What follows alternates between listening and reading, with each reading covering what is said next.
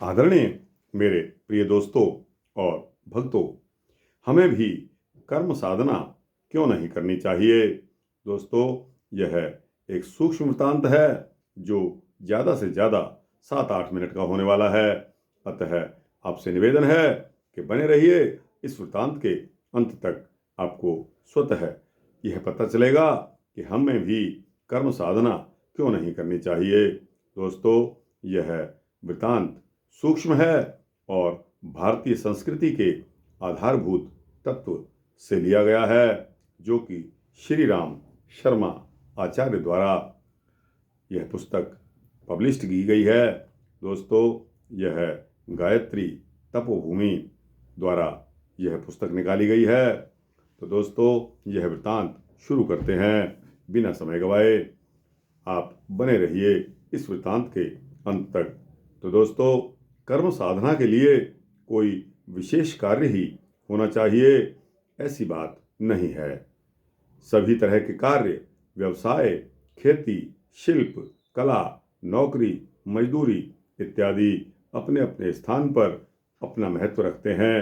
प्रत्येक अपने स्थान पर उतना ही उपयुक्त है जितना दूसरे छोटे काम को भी भली प्रकार करते हुए मनुष्य जीवन में उत्कृष्टता प्राप्त कर सकता है। इसी तरह बड़े काम को ठीक ठीक तरह न करके वह जीवन में असफल भी हो सकता है। काम के छोटे बड़े होने का इतना अधिक महत्व नहीं है। सबसे महत्वपूर्ण बात यह है कि काम को करने का ढंग और उसमें सन्निहित भावना। एक व्यक्ति किसी अच्छे काम को भी लापरवाही एवं अपनी कमजोरियों से बिगाड़ कर जीवन में असफल हो सकता है, तो दूसरा व्यक्ति अपने साधारण से काम को रुचि और लगन के तथा तत्परता के साथ पूर्ण करके उसे जीवन की सफलता का आधार बना लेता है। अंतर यही है कि पहला व्यक्ति कार्य को भार मानता है और दूसरा उसे साधना मानकर चलता है। बाटा नाम का एक मोची का लड़का शहर की सड़कों पर बैठकर जूती की मरम्मत, पॉलिश आदि करता था, किंतु अपने काम को भली प्रकार करते हुए वह अपने जीवन काल में जूतों का सम्राट बन गया। आज भी बाटा कंपनी जूतों के लिए बहुत प्रसिद्ध मानी जाती है।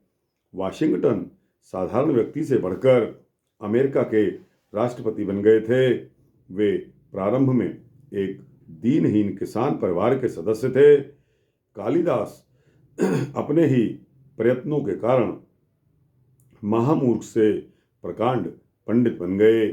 जिस तरह इतिहास में ऐसे अनेकों उदाहरण मिलते हैं जिनमें दीनहीन सामान्य परिस्थितियों से उठकर अनेक व्यक्तियों ने महानता प्राप्त की है। यह कोई जादू या करामात नहीं थी, वरना अपने सामने आए हुए काम के प्रति उनकी लगन, उनकी निष्ठा, उनका परिश्रम, उनकी दिलचस्पी, जागरूकता एवं अन्य सद्गुणों का परिणाम था। एक छोटे बच्चे एडिसन को उसकी माँ वैज्ञानिक बनाने के विचार से एक बड़े वैज्ञानिक के पास ले गई और उनके पास अपने बच्चे को रखने की प्रार्थना की। उस वैज्ञानिक ने बच्चे को अपने पास रख लिया और मकान में झाड़ू लगाने का काम सौंप दिया। यही बालक बड़ी तन्मयता के साथ मकान में झाड़ू लगाता था। मकान के कोने, दीवारें, छतें, अलमारियां, फर्श आदि को वह खूब अच्छी तरह साफ रखता था। वैज्ञानिक बालक की कार्यकुशलता से बहुत प्रसन्न हुआ। उसमें उसने कर्मयोगी के लक्षण देखे और उसी आधार पर उसे विकसित होने का अवसर दिया और वही उस वैज्ञानिक की देखरेख में आगे चलकर महान वैज्ञानिक बन गया। यदि बालक पहले ही यह सोच लेता कि यहाँ तो झाड़ू लगाने का काम है, यहाँ क्या सीखने को मिलेगा, चलते हैं, तो शायद वह अपने जीवन की महानता को प्राप्त नहीं कर सकता था। अन्य साधारण व्यक्तियों की तरह ही अपना जीवन उसे बिताना पड़ता। जब किसी को पूर्ण लगन और दिलचस्पी के साथ किया जाए, जब किसी काम को अब लगन और दिलचस्पी के साथ किया जाए तो मनुष्य की सोई हुई शक्तियां जागृत हो जाती हैं। उनमें काम करने की क्षमता, शक्तियों का विकास हो जाता है और इसी से वह एक से दूसरे काम में सफलता प्राप्त करता हुआ चला जाता है। काम में मन का न जमना, शिकायतें करना, ऐसी बातें हैं जिससे काम में रुचि नष्ट हो जाती है और फिर छोटा हो या बड़ा कोई भी काम पूरा नहीं हो पाता। मनुष्य को असफलताओं का सामना करना पड़ता है। इसी के साथ साथ उसकी अकर्मण्यता भी बढ़ती चली जाती है। प्रत्येक कार्य एक कला है, चाहे वह छोटा हो या बड़ा। प्रत्येक कार्य का मौलिक आधार समान है। जिस तरह एक कलाकार अपनी कला से प्रेम करता है, उसमें तन्मयता के साथ खो जाता है, उसके प्रति दिलचस्पी और लगन का अटूट स्रोत उमड़ पड़ता है, उसी तरह प्रत्येक काम को किया जाए तो वह काम ही निश्चित समय पर वरदान बनकर मनुष्य को धन्य कर देता है। प्रत्येक कार्य एक खेल, एक कला मालूम हो, बोझ न लगे, तभी मनुष्य उसमें सफलता हासिल कर पाता है। दिलचस्पी, लगन, तन्मयता के साथ ही अपने काम में सतत जागरूकता, सतर्कता बरतना भी आवश्यक है। इससे दो तरफा लाभ होता है। सर्वप्रथम मनुष्य की मानसिक शारीरिक शक्तियों का नियंत्रण और व्यवस्था कायम होती है। अन्य क्षेत्र में उठने वाली विघटनात्मक, ध्वंसात्मक प्रवृत्तियों का संयम होता है। बुद्धिमत्ता, शक्ति, सफलता की सतर्कता, जागरूकता से संरक्षण और पोषण मिलता है।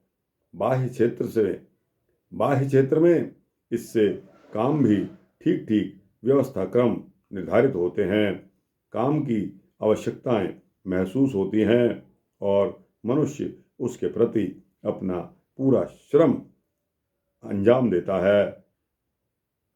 अपने कार्यों में ढीलापन, सतर्कता का अभाव, गैर जिम्मेदाराना अव्यवस्था, अनिश्चितता का होना असफलता को निमंत्रण देना ही है।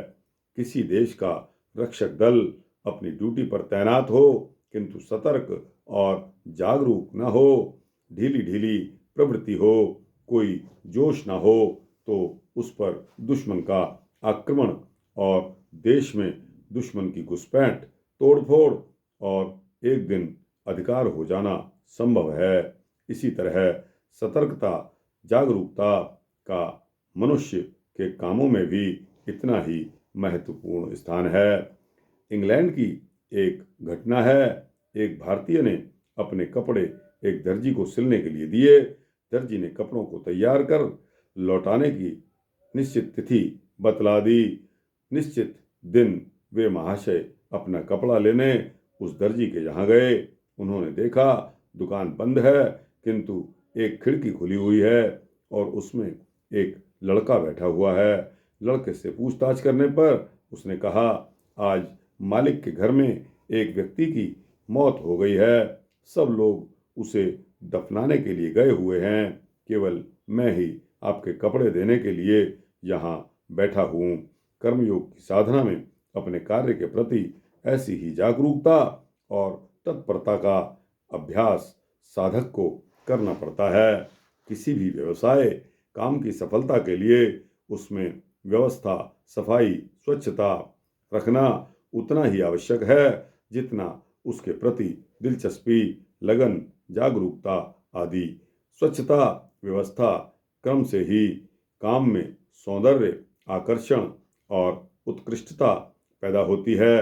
किसी भी छोटी दुकान, शिल्पकार, कलाकार के मकान से लेकर बड़े होटल, व्यावसायिक केंद्र, कारखाने तक में यदि अव्यवस्था, गंदगी होगी, अस्त व्यस्त सामान बिखरा पड़ा होगा तो कोई भी वहां आने वाला व्यक्ति उससे प्रभावित न होकर दूर हटने का ही प्रयत्न करेगा। गंदगी, अव्यवस्था, फूहड़पन के वातावरण में लोगों का सर चकराने लगना, जी मिचलाना, मिजाज खराब होना स्वाभाविक ही है। ऐसी स्थिति में किसी व्यवसाय की सफलता होने की आशा करना विडंबना ही है। व्यवस्था, स्वच्छता, क्रम सही तरीके के अभाव में कई व्यक्ति अपने वर्षों से चालू किए गए काम की प्रारंभिक स्थिति गई बीती हाल में ही पड़े रहते हैं। अपना दीनहीन घिनौना जीवन बोझे की तरह बिताया करते हैं। ऐसे व्यक्ति तो लौकिक सफलता भी नहीं पा सकते। कर्मयोगी के स्तर की उच्च आध्यात्मिक सफलता तो उनके लिए संभव ही कहाँ हो सकती है। सतर्कता, तन्मयता, उत्साह तथा प्रसन्नता के साथ भविष्य की आशा को रखकर सुव्यवस्था, स्वच्छता, सफाई, क्रमबद्ध रूप से मनोयोग पूर्वक किए गए कार्यों में कुछ अपवादों को छोड़कर आमतौर पर मनुष्य को सफलता मिलती ही है। सामान्य से महान बनने के लिए अपने काम के प्रति पूरा अंजाम देना और निष्ठा लगन के साथ कर्मोपासना करना बहुत आवश्यक है। तो दोस्तों, हमें भी कर्म साधना क्यों नहीं करनी चाहिए। कर्म प्रधान है। तो दोस्तों, यह वृत्तांत यहाँ समाप्त होता है। आपको कैसा लगा? अच्छा लगा हो तो इसको लाइक और शेयर करते हुए अपने दोस्तों, भक्तों, मित्रों, जिज्ञासुओं तक पहुँचाना। अपने कमेंट्स बॉक्स में जाकर अवश्य लिखना।